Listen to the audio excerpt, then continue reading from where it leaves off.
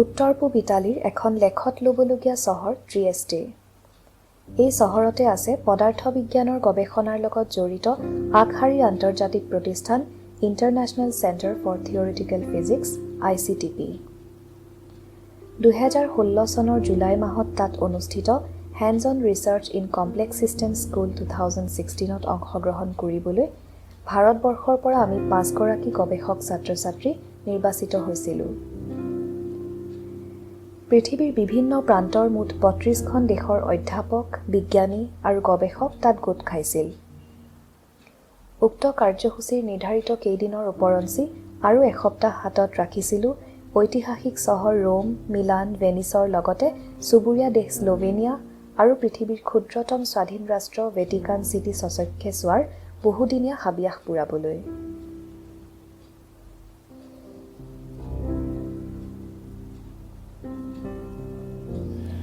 July মাহৰ 10 তাৰিখে নতুন দিল্লীৰ ইন্দিৰা গান্ধী আন্তৰ্জাতিক বিমানবন্দৰৰ পৰা উৰা মাৰিছিলোঁ ইটালীৰ ৰাজধানী ৰোম চহৰলৈ। নতুন দিল্লীৰ পৰা ৰোমলৈ আকাশী পথৰ দূৰত্ব প্ৰায় 6000 কিলোমিটাৰ, যাক অতিক্ৰম কৰিবলৈ সময় লাগে প্ৰায় 8 ঘণ্টা। ৰোমৰ লিঅনাৰ্ডো দা ভিঞ্চি আন্তৰ্জাতিক বিমানবন্দৰৰ পৰা আগতীয়াকৈ বন্দবস্ত কৰি ৰখা হোটেলখন আছিল 30 কিলোমিটাৰমান নিলগত। এই চোৱা বাট যাবলৈ বিমানবন্দৰৰ বাহিৰতে নিৰ্দিষ্ট সময়ৰ মূৰে মূৰে বাছ পোৱা যায়। বাছৰ খিৰিকীৰে চকামকাকৈ দেখিছিলোঁ সন্ধিয়াৰ ৰোম নগৰী আৰু উপকণ্ঠ অঞ্চল। আহল বহল ৰাস্তাবোৰত যান-বাহনৰ ভিৰ আছিল কম। চকুত পৰিছিল ঘাইপথৰ দাঁতিয়ে দাঁতিয়ে ফুলি থকা ৰং-বিৰঙী ফুলৰ জকমক জোপোহাবোৰ। পৰৱৰ্তী 2টা দিনত ৰোমৰ কলজিয়াম, প্ৰাচীন ৰোমান সাম্ৰাজ্যৰ আন আন ধ্বংসাৱশেষ, দৃষ্টিনন্দন প্ৰাসাদ, গীৰ্জা, অট্টালিকা আৰু ট্ৰেভি ফাউণ্টেইনকে ধৰি পৃথিৱী বিখ্যাত ফোৱাৰাসমূহ দেখি মাথো এষাৰ কথাই মনলৈ আহিছিল, Rome was not built in a day. বিদেশী পৰ্যটকে গিজগিজাই থকা ঐতিহাসিক চহৰখনৰ আন এক বিশেষত্ব আছিল বিনামূলীয়া ৰাজহুৱা খোৱাপানীৰ ব্যৱস্থা। লগত খালী বটল এটা থাকিলেই হেঁপাহ পলুৱাই খাব পাৰি পথৰ দাঁতিত থকা সৰু সৰু ফোৱাৰাৰ স্বচ্ছ হিমশীতল পানী। পৰ্যটকসকলৰ বাবে ই এক ডাঙৰ সকাহ যেন বোধ হৈছিল। ইটালীৰ ৰাজধানী ৰোমৰ গাতে লাগি আছে ভেটিকান চিটিৰ চাৰিসীমা। ভাবিবলৈ আচৰিত যে এখন নগৰৰ ভিতৰতে সোমাই থাকিব পাৰে এখন দেশ। ৰোমান কেথলিকসকলৰ সৰ্বোচ্চ ধৰ্মগুৰু পোপৰ বাসস্থান ভেটিকান চিটিৰ প্ৰধান আকৰ্ষণ হৈছে নৱজাগৰণৰ বিশ্ববিশ্ৰুত শিল্পীসকলৰ শিল্পকৰ্ম সমৃদ্ধ ছেইণ্ট পিটাৰ্ছ গীৰ্জাঘৰ, ছিষ্টিন চেপেল, ভেটিকান সংগ্ৰহালয় আৰু পুথিভঁৰাল। ছেইণ্ট পিটাৰ্ছ বেজিলিকা পৃথিৱীৰ চতুৰ্থ বৃহৎ গীৰ্জাঘৰ তথা খ্ৰীষ্টান ধৰ্মৰ আটাইতকৈ পবিত্ৰ তীৰ্থস্থানসমূহৰ অন্যতম, য'ৰ পৰা মহামান্য পোপে সন্মুখৰ ছেইণ্ট পিটাৰ্ছ স্কুৱেৰত সমবেত হাজাৰ হাজাৰ লোকক সম্বোধন কৰে কিছুমান বিশেষ উপলক্ষত। ছেইণ্ট পিটাৰ্ছ গীৰ্জাৰ মূল প্ৰৱেশদ্বাৰৰ ওচৰতে দেখিছিলোঁ নীলা হালধীয়া আঁচ থকা পৰম্পৰাগত পোছাকেৰে প্ৰাচীন যোদ্ধা যেন লগা প্ৰহৰী কেইজনক। ছুইজাৰলেণ্ডৰ নাগৰিক হোৱা বাবে তেওঁলোকক ছুইছ গাৰ্ড বুলি কোৱা হয়। জানিব পাৰিছিলোঁ যে 15শ শতিকাৰ পৰাই পোপসকলৰ সুৰক্ষাত নিয়োজিত হৈ আহিছে ছুইছ গাৰ্ডসকল। তেওঁলোকো পৰ্যটকসকলৰ আন এক আকৰ্ষণৰ কেন্দ্ৰবিন্দু। এই গীৰ্জাৰ ভিতৰতে আছে পোপসকলৰ সমাধি। আটাইতকৈ মুগ্ধ কৰিছিল বিশাল গীৰ্জাটোৰ অন্তৰ্ভাগৰ গঠন, কাৰুকাৰ্য আৰু শিল্পকৰ্মই।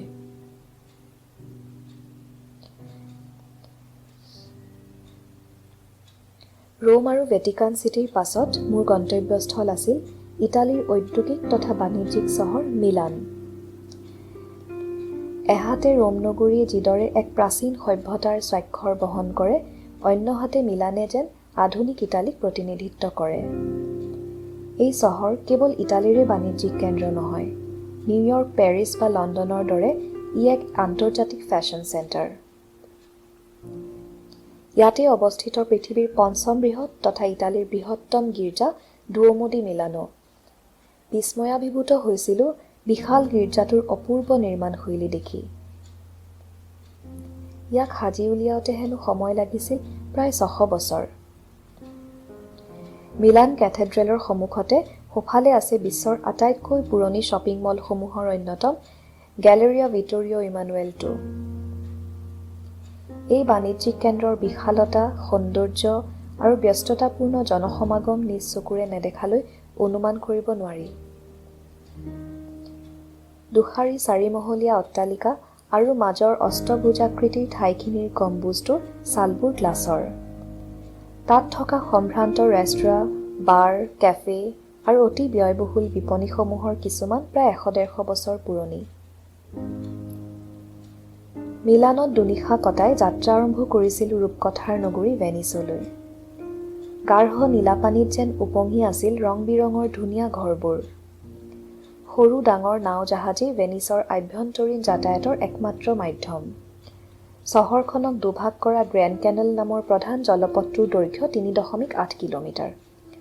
তাৰ পাৰত থকা অট্টালিকাবোৰৰ সৰহভাগৰে নিৰ্মাণকাল ত্ৰয়োদশৰ পৰা অষ্টাদশ শতিকাৰ ভিতৰত।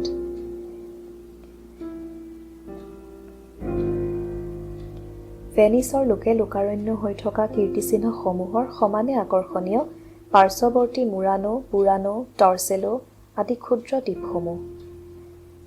একাদশ শতিকাৰ পৰাই চলি আহিছে পৃথিৱী বিখ্যাত মুৰানো গ্লাছৰ কুটীৰ শিল্প। চালে চকুৰোৱা নানাৰঙী গ্লাছৰ সামগ্ৰীৰ বিপণী এখনৰ পিছফালে থকা কাৰখানা এটাত দেখিছিলোঁ ভাটিৰ পৰা উলিয়াই উত্তপ্ত গলিত গ্লাছৰ পৰা কিদৰে অভিজ্ঞ হাতে নিমিষতে গঢ় দিয়ে নিখুঁত চৰাই, জীৱ-জন্তুৰ পৰা আৰম্ভ কৰি অলংকাৰ, ফুলদানি ইত্যাদি। ঠিক সেইদৰে বুৰানো দ্বীপৰ বিশেষত্ব হ'ল লেইচ শিল্প আৰু উজ্জ্বল ৰঙী ঘৰবোৰ। এজন যুৱকে জনাইছিল যে বুৰানোৰ ঘৰবোৰৰ প্ৰতিটোৰে ৰং ভিন্ন আৰু এক বিশেষ পদ্ধতিৰে চৰকাৰে ৰংবোৰ বাছনি কৰি দিয়ে। সেই ঘৰবোৰত ৰং দিবলৈ হ'লে পোনতে হেনো চৰকাৰলৈ আবেদন জনাব লাগে। ৰোম, মিলান, ভেনিছ হৈ জুলাই মাহৰ 17 তাৰিখে উপস্থিত হৈছিলোগৈ প্ৰকৃত গন্তব্যস্থলত। এড্ৰিয়াটিক সাগৰৰ পাৰত অৱস্থিত ট্ৰিয়েষ্টে এখন প্ৰাচীন চহৰ তথা সামুদ্ৰিক বন্দৰ।